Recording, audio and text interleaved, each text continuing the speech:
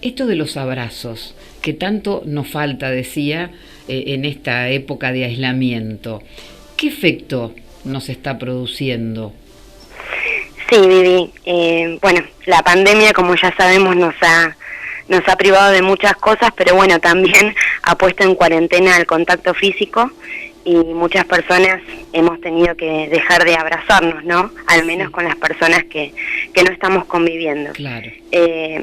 Vos pensá, Vivi, que de alguna manera lo que produce esta pandemia va a ser una revalorización, ¿no?, de esos abrazos. Uh-huh. Muchos de nosotros hemos valorado de otra manera hoy en día, a partir de la ausencia del mismo, los beneficios y las cuestiones que tienen que ver con el abrazo, pero muchas veces no son conscientes, ¿no?, estas ventajas del abrazo. Para entender qué nos está faltando, qué consecuencias puede tener, deberíamos entender qué produce el abrazo en nosotros, tanto de manera emocional como fisiológicamente hablando, ¿no? Sí, porque, bueno, decíamos que no es una cuestión mística.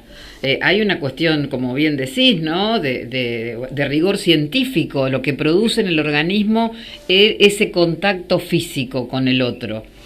Sí, totalmente, Vivi. Vos pensás que desde el ser humano, desde que nace, necesita de modo vital el contacto con el otro, el contacto físico, ¿no?, para poder sobrevivir. Vos, digamos, no solo tenemos que alimentar a un bebé para que pueda sobrevivir, es totalmente necesario el contacto físico para su desarrollo normal. Y a su vez, vital, dijiste. Sí, es vital, es vital. Una persona no sobrevive sin ese contacto físico. Vos, por ejemplo, qué contundente, ¿no? Porque dicho así, sí, lo que vos decías recién, como que de modo inconsciente, uno por ahí está tan a mano el abrazo, que sí, bueno, me doy un beso, te doy un abrazo, pero el detenernos a sentirnos realmente, eso lo hace vital. Sí, Vivi, totalmente. Aparte, digamos, eso se expresa en que, sobre todo los latinos o los argentinos, sí, en particular, somos muy afectuosos, estamos acostumbrados al contacto, a vernos, y obviamente vernos privados de nuestro modo habitual, por decirlo de alguna manera, de acercarnos, de compartir experiencias, de expresar emociones, nos implica una restricción comunicacional, ¿no?, que tendremos que aprender a sobrellevar. Y también está bueno señalar, Vivi, como hemos hablado de diferentes franjas etarias y de cómo puede la cuarentena afectar, es importante decir que tanto en la infancia como en la adolescencia como en la vejez, la necesidad de este contacto corporal es más intenso, por así decirlo, ¿no?, de alguna manera. Estos grupos etarios están más expuestos a situaciones de fragilidad o vulnerabilidad, por lo que van a necesitar mucho más, por lo general, el abrazo, la presencia activa de otra persona que pueda ofrecer resguardo, seguridad, contención, digo, ¿no? Así que es importante tener en cuenta esto también.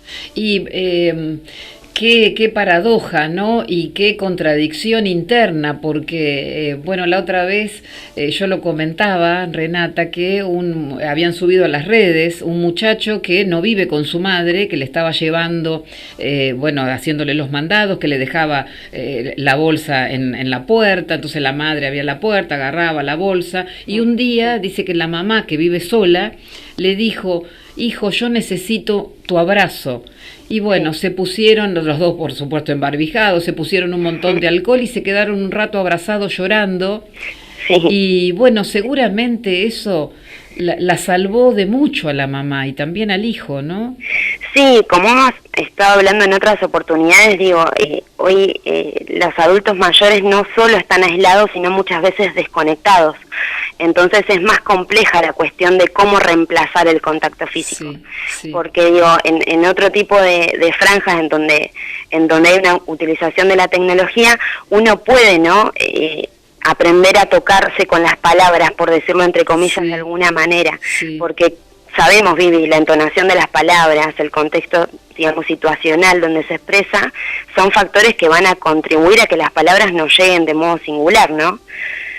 Para que se entienda, es fácil o más fácil reconocer las palabras que lastiman o que duelen o que transmiten cuestiones negativas, pero también hay palabras que expresan ternura, comprensión, acompañamiento, y generan emociones en el otro que, a pesar de la ausencia de la forma privilegiada de demostración de amor, como es el abrazo, pueden en este momento aliviarnos un montón. En ese sentido debemos aprender nuevos gestos, nuevas formas de vincularnos desde la palabra, pero bueno, aunque eso no sustituya el contacto físico, nos va a aliviar. Nos va a aliviar, claro, sí, sin duda.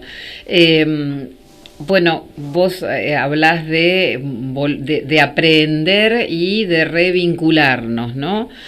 ¿Vos creés que la pandemia, más allá de que sabemos que la emocionalidad está ahí a flor de piel, que hay mucha gente que ha tenido muchos problemas en su emoción en estos días, ¿vos creés que vamos a volver conscientes a abrazarnos, o que será que, bueno, lo aprendimos pero no lo aprendimos, Renata? No, yo creo que sí, Vivi, yo creo que sí, al menos al principio. Sí. Está demostrado, ¿no?, que en otros países, incluso en países que tienen culturas no tan afectivas, sí, o no tan demostrativas, sí, está demostrado que ante la flexibilización, ante la posibilidad del contacto, las personas están mucho más táctiles, ¿no? Está demostrado. Más eso táctiles. Es científico. Y bueno, en esta demostración científica, ¿qué nos produce el abrazarnos? Sí, bueno, el abrazo, como dijimos, ¿no?, tiene una función fisiológica que tiene que ver con, digamos, la función de la piel y del contacto piel a piel. Sí. Mediante el abrazo, digamos, al tocarnos con el otro, vamos a liberar todo lo que tiene que ver con oxitocina, serotonina, endorfina, dopamina. Son todas hormonas que, para que se entienda, van a producir bienestar y calma.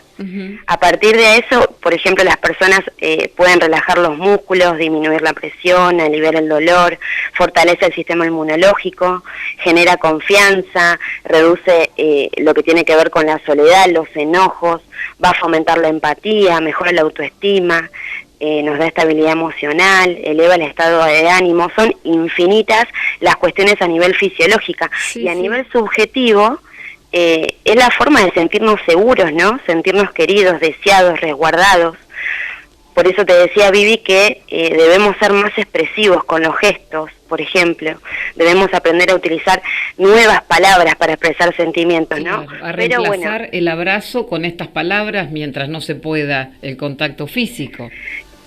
Sí, tal cual, Vivi. Es importante aclarar que no se reemplaza, no hay forma de reemplazar el contacto físico. Está pero muy bien. Sí, de paliarlo, ¿no? De alguna manera, de disminuir las sensaciones que puede generar esta ausencia, ¿no? Me quedo porque estoy pensando en la cantidad de hormonas que en este momento no están siendo tan activadas, ¿no? No, pero por ejemplo, mira, para liberar lo que se dice la endorfina, la hormona de la felicidad, uno puede, por ejemplo, haciendo reír a los demás a través de una videollamada, a través de un llamado telefónico, se libera lo que se llama la endorfina.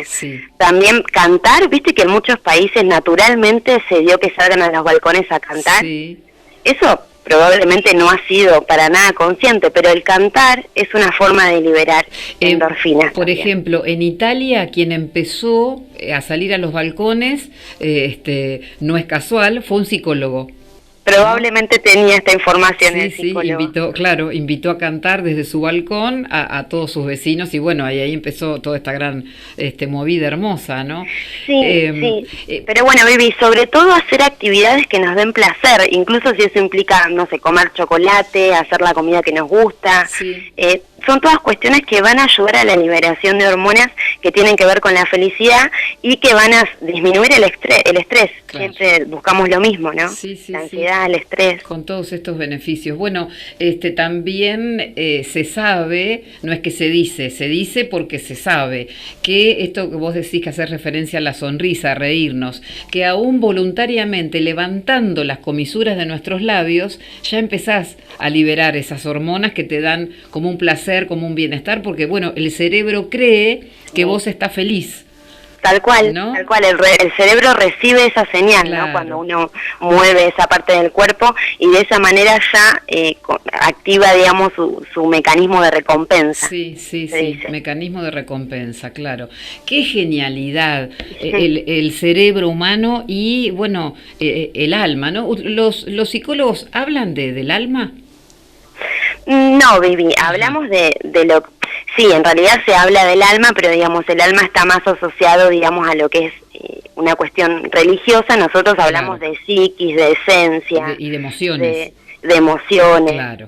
Pero sí, por supuesto que adhiero a la concepción de alma, ¿no? Claro, de lo personal. Claro, sí, sí. Decía, ¿no? Esta conexión que hay entonces, para hablar psicológicamente con propiedad, entre el cerebro y la emocionalidad, porque podemos, entre comillas, como engañarlo al cerebro con nuestra emoción, haciéndole creer que estamos contentos, aun cuando a lo mejor no lo estamos, ¿no? Tal cual, Vivi. Solamente sonreír.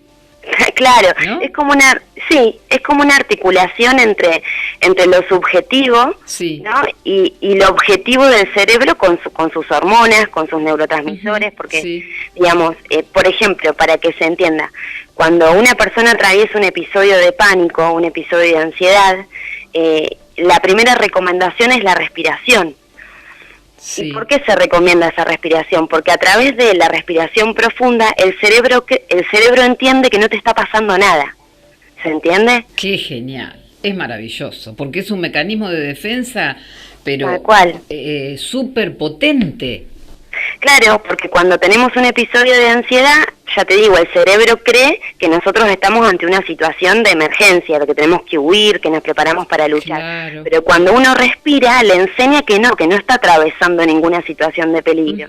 Y obviamente eso va a hacer liberar hormonas que nos generan calma. Claro, por supuesto, Renata, que esto no es mágico y no es que respirando solamente y así engañando al cerebro tenemos la vida resuelta. No, porque obviamente eso si no se trabaja puede volver, y puede volver cada vez con más continuidad. Claro, claro. Con esto de los abrazos y de la falta de abrazos y con este delivery de abrazos que estamos haciendo nosotros desde acá, nos pareció que era genial tocar este tema en este momento porque, bueno, justo en el marco de la pandemia en Magdalena han aparecido algunos otros casos positivos y, bueno, el aislamiento a lo mejor hasta se endurezca un poquito, ¿no? Entonces conviene tener como estas técnicas amorosas, si me permitís el término en este momento, para paliar un poco ese distanciamiento que pareciera que a veces se hace cada vez más grande, ¿no? Sí, por supuesto, Vivi, coincido con vos. Hay que tener mucha paciencia, hay que ser conscientes de lo que está pasando, hay que manejar la situación con mucha responsabilidad, pero bueno, sobre todo tener paciencia porque se entiende perfectamente también lo que implica el encierro y bueno, es importante que podamos hablar de estas cuestiones. ¿Y es recurrente el tema de la falta de abrazos con tus pacientes? ¿Te consultan acerca de eso? Vivi, sí, trabajo mucho esta cuestión con aquellas personas que están transitando el aislamiento solos. Extrañan mucho eso. Claro. Las personas que están conviviendo, bueno, al menos, pueden reforzar este contacto dentro de casa, ¿no? Con las personas que están conviviendo. Pero bueno, sí, las personas que lo están transitando solas es más complejo. Se extraña ese contacto. ¿Se sufre? Sí, se sufre. ¿Y puede sufrirse, sentirse en el cuerpo el sufrimiento de la falta de abrazo? ¿Puede ser también físico el dolor?